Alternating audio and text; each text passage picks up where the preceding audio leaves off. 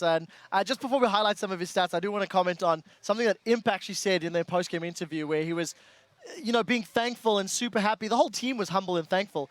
But one line, props to Mata for covering up my mistakes. And it's something that we've been saying time and time again throughout this World Championship. Imp by himself is great. Imp with Mata is exceptional. And Double F, what do you think about something like that to comment, having that support? I know you feel strongly about playing with Afromu and how he helps you out in lane. Can you correlate? Not even just in lane. Like, I'm sure that Imp didn't just mean just in the game. There's so much meta, just like outside the game, attitude, mentality, just explaining what he thinks about the game and how you're going to play certain matchups, how you're going to play with the rest of your team. The fact that Imp is able to say, thanks for covering up for my mistakes is great. I think that's just the mark of a great team. Everyone covers each other's mistakes, and so then you end up looking like a perfect team when it's time for crunch time. But really, I don't think any of these players are perfect players of their role by any means. It's just they hide their weakness so well, it's impossible to just kind of get those cracks and figure out how to beat them.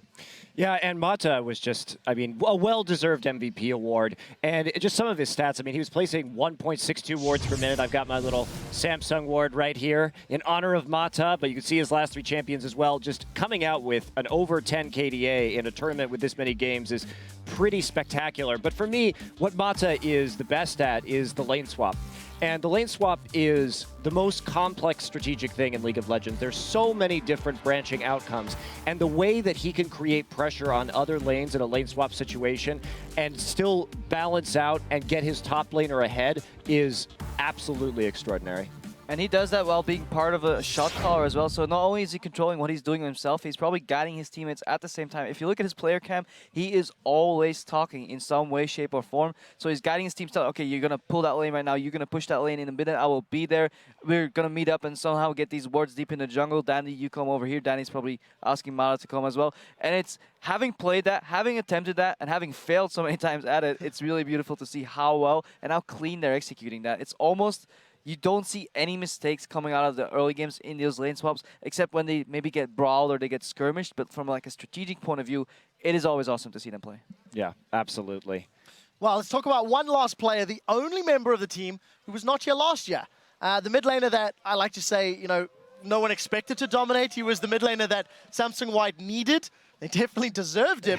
From the moment he stepped into the role replacing Dade, it just seems like White sort of accelerated and did a great job. Yeah, it worked out really well. It was a very smart role swap if you go back last year roughly to do that. And yeah, he is this consistent, well-performing mid lane machine who works in the entity that is Samsung White. Pushes his lane up, comes and joins the roams. He's almost always first out of his lane to go make plays elsewhere. And look, if you leave him to his own devices, he will solo kill you in lane. He will make the big flashy plays himself. And coming into this tournament, I had a really brief discussion with you off camera about like is Dandy or Pawn the better player, and I was suggesting that it was Pawn because his champion pool is so varied, because his styles of play are so numerous that he can fit any hole he wants. You heard him say that in the interview. He just tries really hard, focuses on what he needs to do for his team to win, and I think he's a really good embodiment of that. That he fits whatever mold is there, and it always seems to work. I want to question the panel because there was a slightly hypey question from Jun on stage saying, right,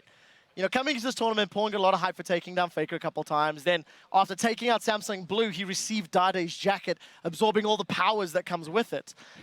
Is Pawn in the running for best mid laner in the world only with his team or on his own merits?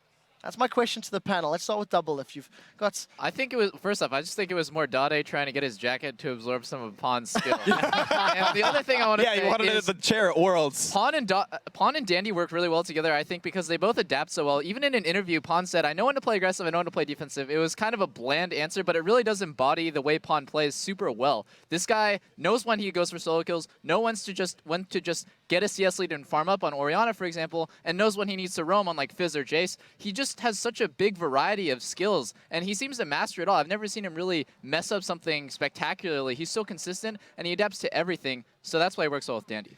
Yeah, for me, just in terms of taking a player in isolation without his team, I still think Faker is going to be the best. But he's certainly in a conversation for top 3. And for me, it's been so fun to watch this guy because I remember back when he was on the amateur team, MIG Blitz, and he was in Champions, and he was kind of a one-trick pony or two-trick pony on mid Ezreal and Fizz, and didn't have a very deep champion pool. And to see him go from that point to where he is now in about a year and a half has been really, really fun for me to watch as a caster. It's been really incredible, too. I was looking up on the player a lot more before this World Final, and his most played in Champions Summer was Orianna. About a third of his games over and over and over again, this utility mid laner. Very safe, very bland, but it's always going to be good. Hadn't played it at all until the very last game of Worlds. Oh, my Jace is banned out. I need another aggressive laner who can push all the time in Rome.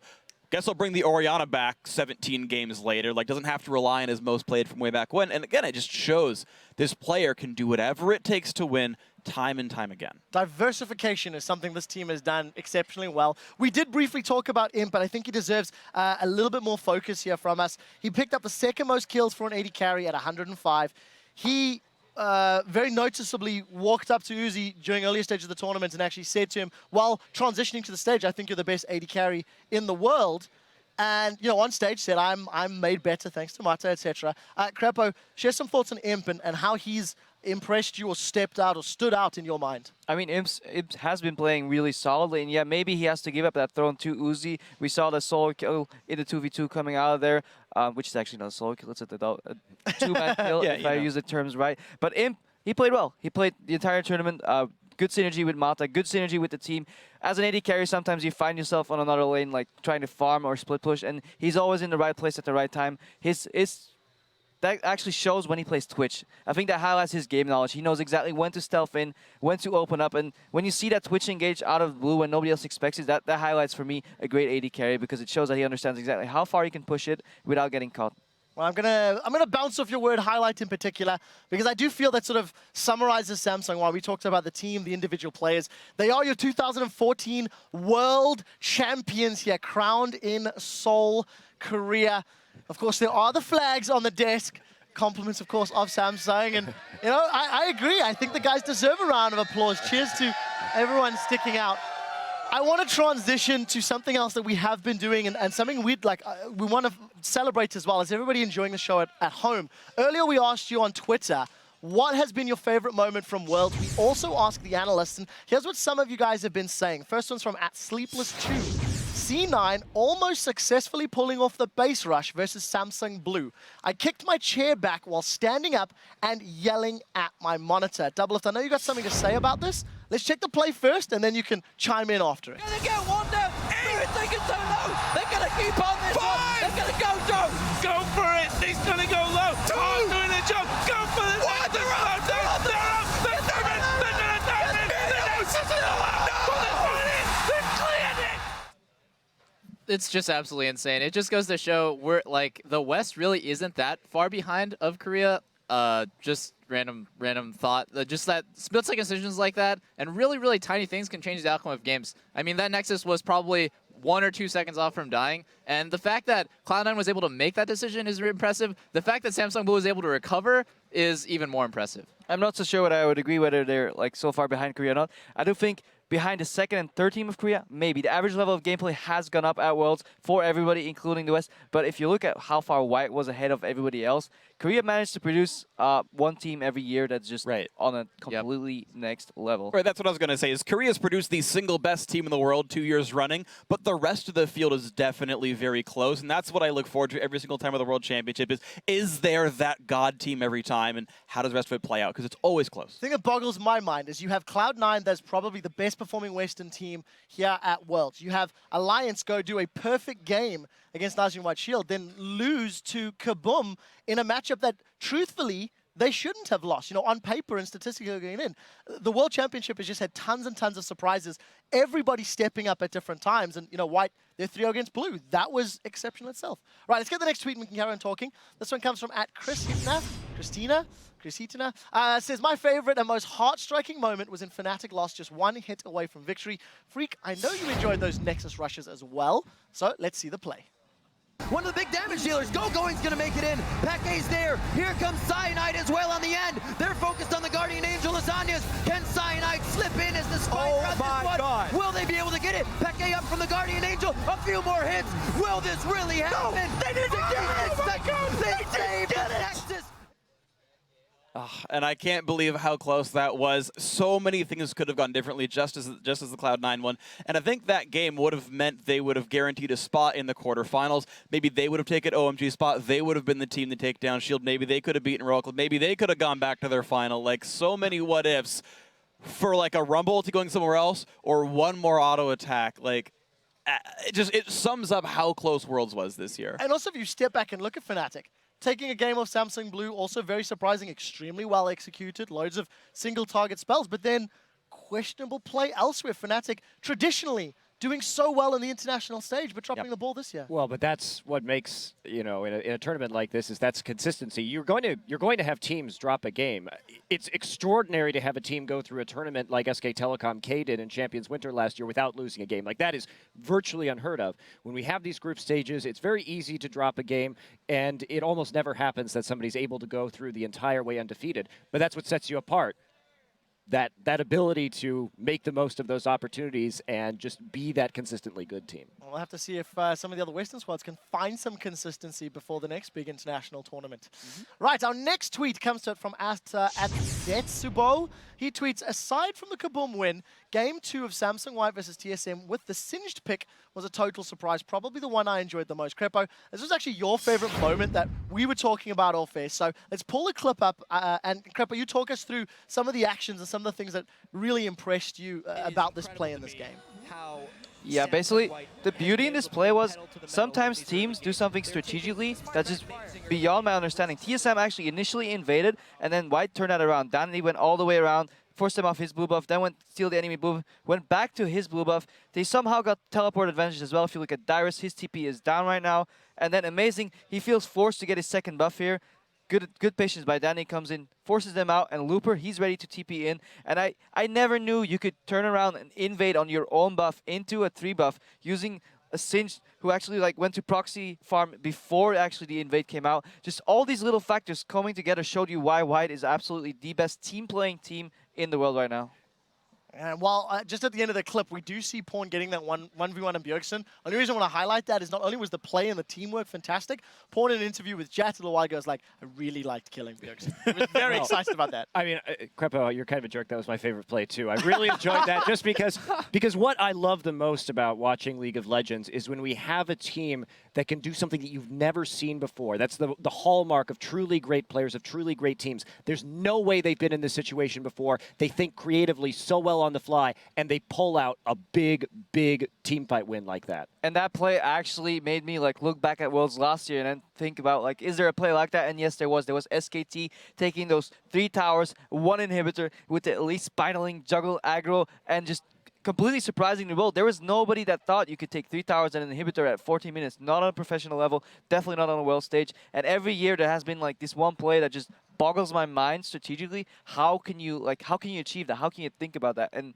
it just makes me really happy that League has been playing at like such a high level. And that's why I like the base races so much. There's almost no way you can prepare for them and be like, okay, yeah, so in these exact situations, we will base race. It's all instinct. It's all feel. It's all saying, well, okay, so if we use Braum Shield, I think we can block Twitch damage. And yeah, and you just like hope that you guess properly. And we see how close these situations come because of pure intuition, which is amazing to watch. Yeah, Double Lift, what is your favorite clip? I know you submitted some thoughts going forward in terms of it. I'll help remind you. Sahorn Royal Club versus OMG. Right. 10K gold down. Let's get that clip on your There was screen. an impossible comeback that I was actually, during the game, said was impossible. Sahorn Royal Club versus OMG. It was like a 10,000 gold deficit. And I was thinking, wow, how ridiculous would it be if Sahorn was able to win this? They lost. Like, they just straight up lost. You can't come back from a 10K gold deficit. And right here, if we can just roll the clip, it's just insane that they're playing this far up on the map when they're this far down in gold. I actually lied. It's a 14,000 gold deficit, and they just initiate on a tier 2 tower. Like, who dives aggressively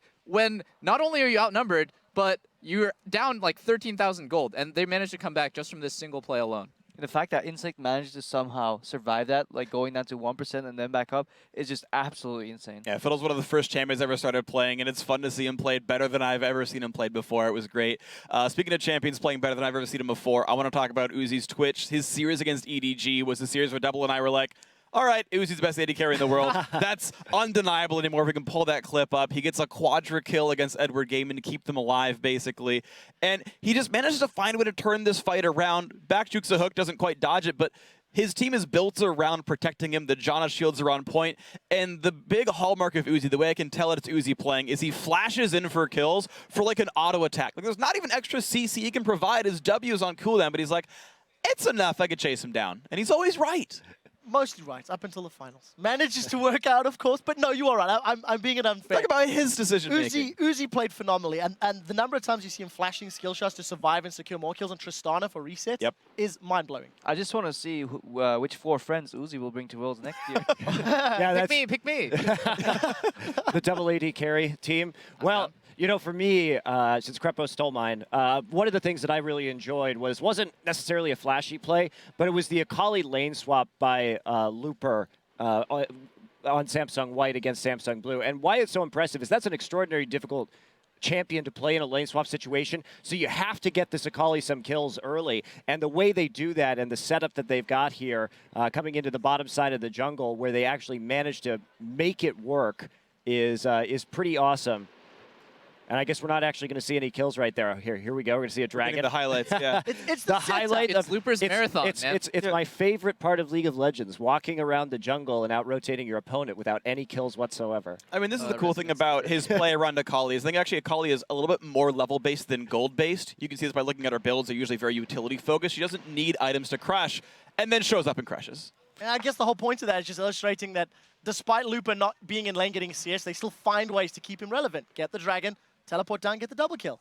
Yeah, at that point, he had kept up it well enough in CS, and that's really a display of Samsung White's patience in these lane swap scenarios. They waited for that kind of multi-stealth composition to unveil, and then there was no answer really from Samsung Blue. I actually really love pocket picks, and when Looper first pulled out Akali and cast it in top lane, I was like, that's probably not going to work. They're probably going to lose, because how much could they possibly have practiced with these little pocket picks? And he just crushes. He does extremely well. And then looking at Insect, Fiddlesticks, Pantheon, Rammus in the finals, those things win you games. When you're just that confident and your team trusts in you, then you can just make those plays happen. It's just insane to watch. So yeah, Monty, he referenced the Mata roaming in the lane swap. He referenced Danny, how he plays it. He referenced how Looper plays it. And what I like the most about White is that they don't play their lane swap the same every time. If you look back, say half a year ago, we had the 4v0 meta coming out in NA, and literally every game started the same way. 2 towers, and then we'll start the game. But White finds a way to basically read the game, say, okay, this is what we need today. This is what we're going to do. We're going to fast push that tower. We're going to freeze that wave. We're going to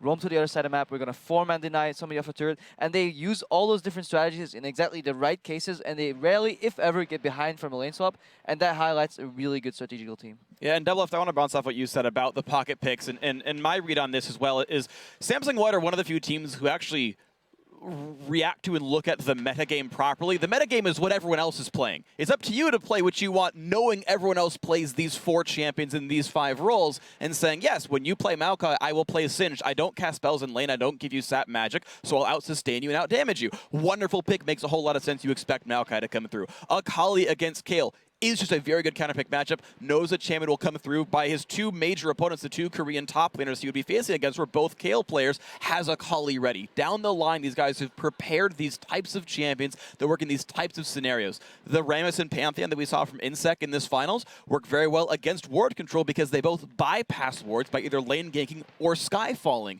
They're reacting to the way they expect the game to play in front of them, have things ready for it, and that's why they're practiced. It's beautiful. It really, really is. Guys, thank you so much. And, you know, thank you to everybody who wrote in. If you're not already, be sure to follow us on Twitter. We are at LOL Esports. Keep the conversation going. Use #Worlds. Celebrate our world champions and your favorite moments. Ladies and gentlemen, it has been an incredible journey. We would like to extend a special thank you to the cities that have graciously hosted us throughout Worlds. Taipei, Singapore, Busan, and of course, Seoul. You guys have provided the setting for an amazing experience that will soon not be forgotten. And to all the fans who've turned up, made the trip, cheered, supported their teams like these diehards behind us, thank you. None of us would be here without you. None of it would be possible without the love, the support, and the passion that you guys show all year long. That concludes our coverage here from Seoul. Once again, a special thank you to all of our guest analysts on behalf of the casters and the rest of the live broadcast crew. Thank you guys for watching. Good night, GG, and we'll see you soon. And thank you, Coach Chow. Thank you.